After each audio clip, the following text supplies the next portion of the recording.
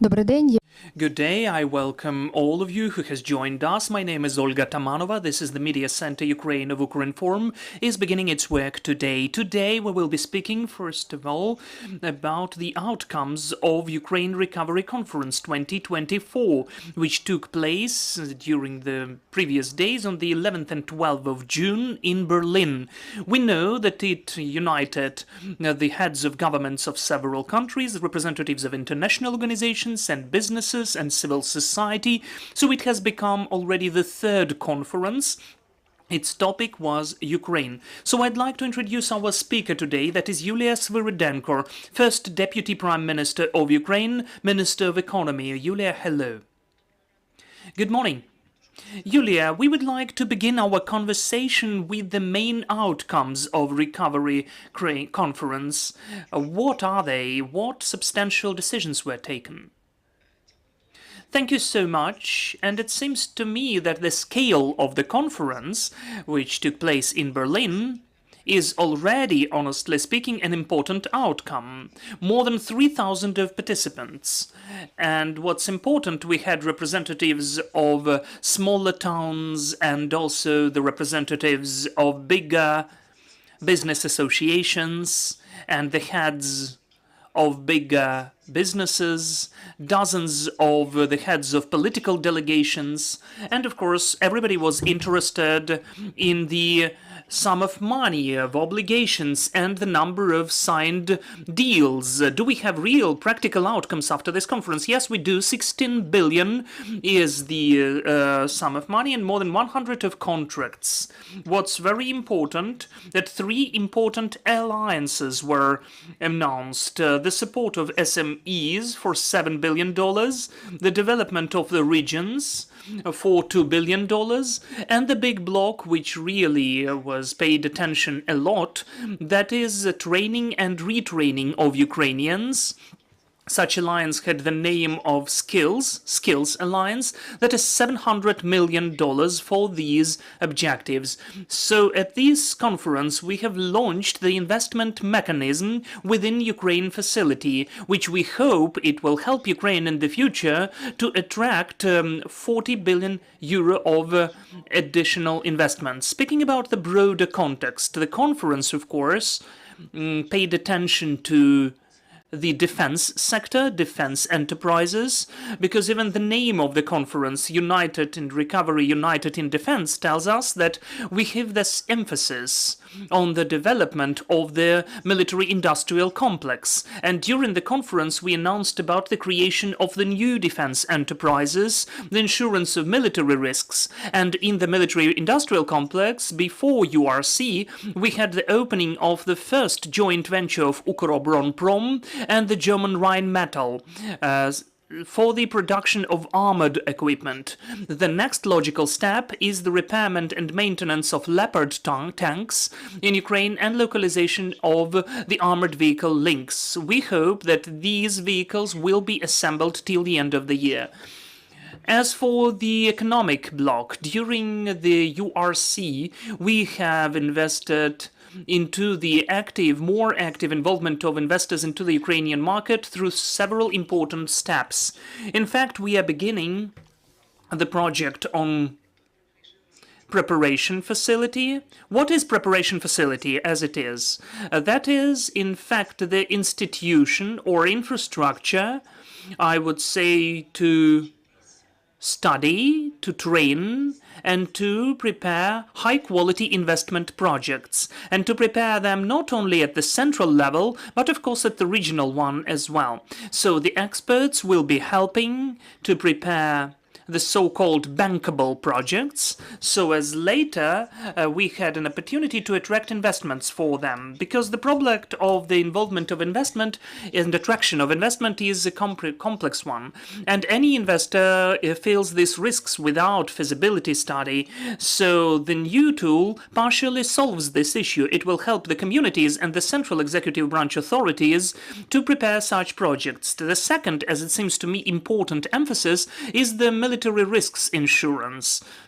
I remember that every conference on recovery in Lugano and in London had a component on the discussion of insurance of military risks and war risks. And I would say that at this third conference, we had a certain evolution of this idea, of this topic, and the American Corporation on the Funding of International Development, DFC, has expanded the insurance tools, and the new contract will cover the reinsurance for $50 million with the intermediary role of the UN to form the portfolio of insurance for the companies which are working in Ukraine, and 150 million will be sent for the insurance of political risks to support operations which will be in the agrarian and export sector. And also we'll have the political risks contract for $152 million for the Ukrainian companies which will be working in the manufacturing sector. And the third important aspect is the involvement of private sector. As I already mentioned, we had the launch of the investment component within Ukraine facility, which has the name of Ukraine Investment Framework. The European Commission has signed the first 14 contracts on the funding and guarantees with different international financial institutions. Let me remind that Ukraine facility is the plan for the next 4 years, which foresees the allocation of 50 billion euro for Ukraine, and it does not only foresee the direct budget support, but the investment framework as well. That is the opportunity to conduct and to implement investment projects under the guarantee. So at the conference which took place in Berlin, we had the start of funding of the first investment projects, and these are the contracts which involve 1 billion euro of loan guarantees and 400 million of mixed guarantees.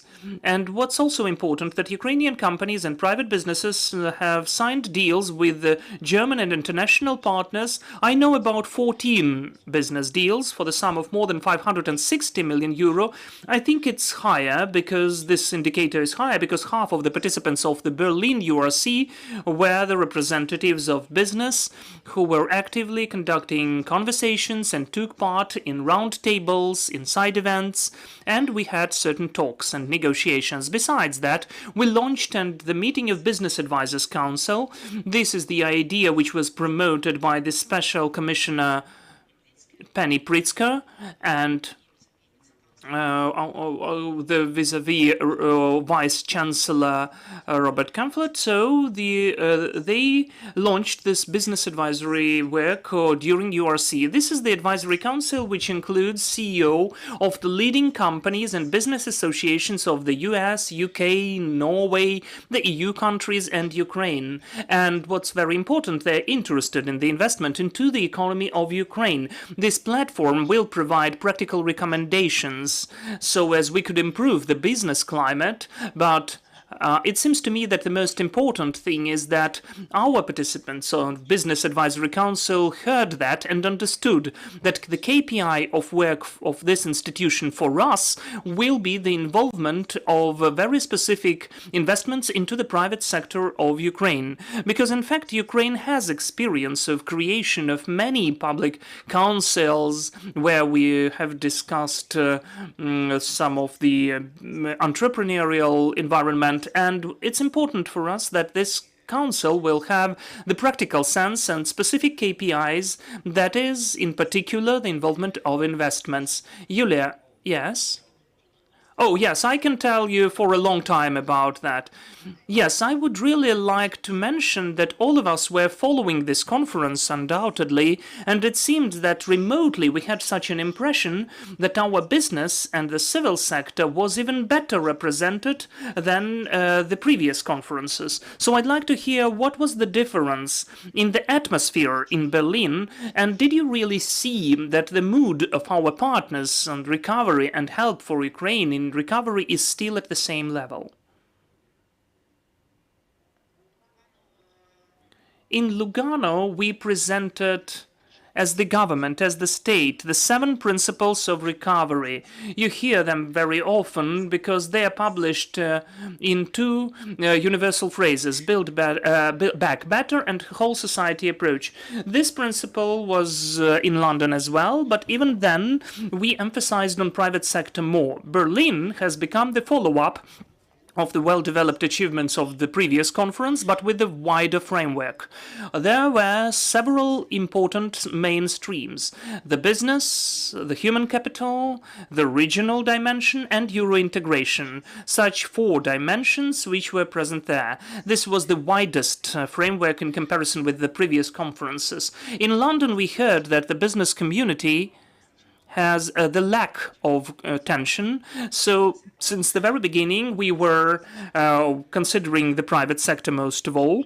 And we already were speaking about the companies which already invest into Ukraine. We had 7 round tables on the professional discussions, energy sector, water and green metallurgy, transport, logistics. And we already mentioned that there have been signed dozens of bilateral deals with businesses. As for the human dimension, it seems to me that this is one of the most important dimensions which used to be there, and discussions around that, because the issues of the recovery of physical and mental health of Ukrainians and the creation of conditions for the Ukrainians to come back, the integration into the job market and overcoming the structural unemployment are the issues which are the worries for us as the governmental workers and the businesses. We had a research, 57% of businesses say that this is the issue number 1. Training of the employees, the comeback of Ukrainians, the return of Ukrainians. So this discussion was the main topic in lots of panels, and they have announced the Skill Alliance as a response, how our partners can help us in training and retraining, the creation of the conditions for the comeback of Ukrainians. The third aspect is the local and regional dimension, the development of our regions, the priority, and of course there have been represented local communities. 120 employees were representing and presenting their own development projects, and the request from the local communities was created to provide institutional support in the part of training how to create high-quality projects to attract investments. We've got a response for that, and the World Bank and EBRD and others, EIB, will be working on the feasibility project preparation to be functioning at the level of the regions and the level of the central authorities, so as we could provide pre-feasibility studies, feasibility studies of the projects, and to provide the regions the opportunity to attract money not only within the budget support, but also the private money. And of course, the dimension of the EU. We heard the first specific Euro-optimistic news about the beginning of our negotiations and talks on the ascension, so we are awaiting for certain decisions during this month. And it seems to me that your first question witnesses about the moods, whether we felt the support of the partners. It seems to me that such a number of participants and the partners who joined our conference shows, and for itself, the West is with us. Our partners stand with us. Ukraine is at the first pages of the newspapers this week, not only because of URC, but because of the peace formula and very active participation of our president in the events. So the West stands by us. It is ready to help us with the current challenges and is ready to help us recover. As I already mentioned, according to the principles of Build Back Better. Yulia, the question which will be traditional and is already discussed and will be discussed a lot in our society is about the priorities of funding of these or those projects. Who will be defined that? How shall you define these priorities? And who will be the decision makers on funding these or those projects? If we speak about the funding of the projects We are now working to create the unit which will be dealing with the management of public finance. Such units will be created in the Ministry of Economy and the Ministry of Finance. Those are our Euro obligations, Euro integration obligations within Ukraine facility as well. And as for the Ministry of Economy, there will be a task to develop a methodology on how we should create such projects. So our task within a couple of months to develop all of that. In September, we'll present the methodology and the approach, how the projects are selected. Do we understand what are the priority spheres of activity or directions which definitely will be a priority for you? Well, I wouldn't like now to tell you about that and to say what will be in the methodology, because really it is being developed now. But I will speak about a different point. Our priority of funding now obviously is energy sector.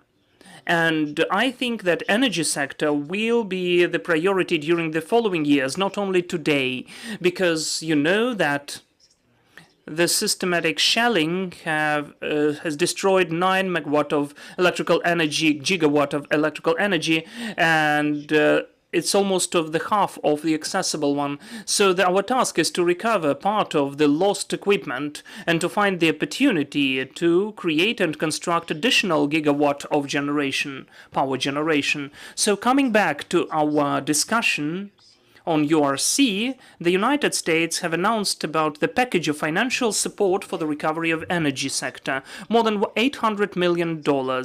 Not only us who are funding these costs from the state budget, our partners are helping us to recover the lost equipment and also help with the repairment and maintenance of energy infrastructure, helping, involving and attracting private investments into the energy sector and to protect the energy infrastructure.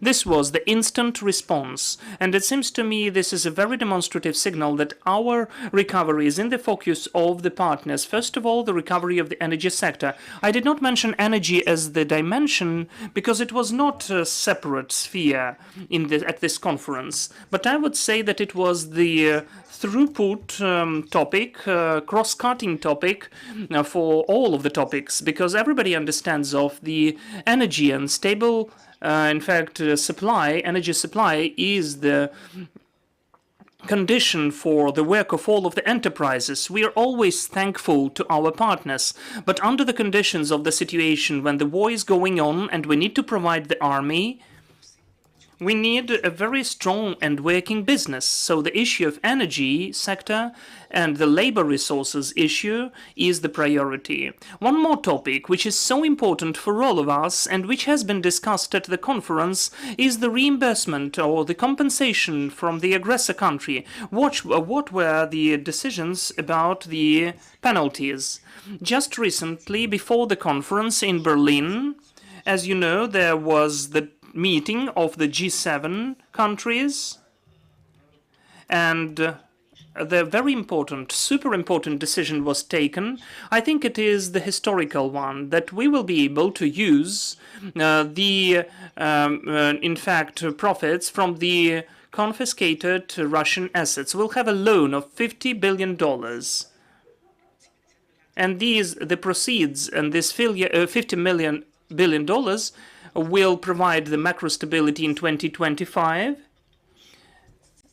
And it has become possible because, as you know, 300 billion of the frozen Russian assets as of today are immobilized in the EU. There is part in the US, the UK, and other countries. So it is possible to use these proceeding, in fact, the profits, which gave the opportunity to take the decision so as we could have the loan of 50 billion. So this decision gives us more confidence about 2025.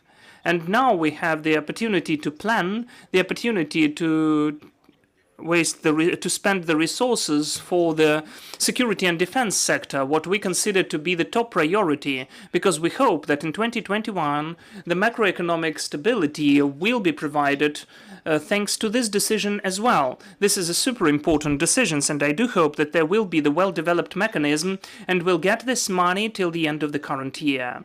Yulia, I cannot help asking about the Global Peace Summit, where recently you took part. There were lots of publications, many announcements in media, and everybody followed them, and we were all reading them. But still, I'd like to hear your opinion about your perception of what has taken place and your personal pool of victories at this event. It seems to me that really it was a historical day. I saw lots of publications as well in Ukrainian and Western media, but for me personally, I have such a feeling that it is really a historical event. Because more than 100 countries and international organizations of the world have joined at the highest level, and this is the day when we have heard for multiple times about Ukraine, Ukrainians, and that our future is undoubtedly a priority for the workers and representatives of all of the continents, because they were the representatives of the Latin America, Asia, Africa, Pacific region, not only Europe. So we have discussed three main issues. I, in fact, was involved in the panel where I represented Ukraine in food security sector. The second panel was about nuclear security, and the third is the release of POWs and the comeback of the deported people. In all of the three issues, we could see that there is the common wish of almost the whole world to provide that. The peace formula, which was offered by our president, I would say it looks as a way out and beyond this stable diplomatic framework. But this is the only way to confirm the strength and the significance of the existing rules. To win at the war, the world has to confirm the strengths of the existing rules. I think that we have done the impossible, and this is what, what the president did, because we need to unite the world around the peace in Ukraine. Globally, this summit supported and, in fact, confirmed that in the global world, security is intertwined with the economy, and the consequences of the war in Ukraine are felt in every corner of the world. At my panel, we had the speech of the president of Kenya and the president of Rwanda, and they all said that this is the unprecedented skyrocketing prices for wheat, which shocked their economy, and they understood that the war in Ukraine has really global consequences. This is the global war. From my behalf, I also had an opportunity to mention the list of examples how the world community helped us to find a way out of this food crisis. But I reminded that for Ukrainian agrarians, it has become shock as well when they had to sell wheat for less than $100, and they felt the blockage of the seaports. The agrarians faced the mining of the fields, and 10% of arable lands are potentially mined in Ukraine. So obviously we need the wider coalition of our partners to speed up the demining process. So the partners have emphasized again that the protection of port infrastructure, demining of seaways, and the support of the Ukrainian farmers is what we need to work together on. And of course to provide export or by the seaways. So, as for the panel discussion of mine and my internal feelings and impressions, it seems to me that it was the unanimous position that you cannot use the food security as a weapon. You cannot weaponize it. Food security is an important 24/7 manufacturing and food delivery which should be provided globally. So we need a free, fully provided and safe the use of the sea routes and shipping, the access to the ports at the Black and Azov seas, the food security cannot be weaponized. It cannot be a weapon in the modern world. So this is what told during our discussions, and it is already listed in the communiqué which the countries joined. Yulia, thank you so much that you joined our air. I would remind you that we have Yulia Svyridenko here, the first Deputy Prime Minister of Ukraine, Minister of Economy, and at 11:30 we'll be speaking about the situation at the south of our country, so stay with us. We are working for the sake of our victory. Glory to Ukraine.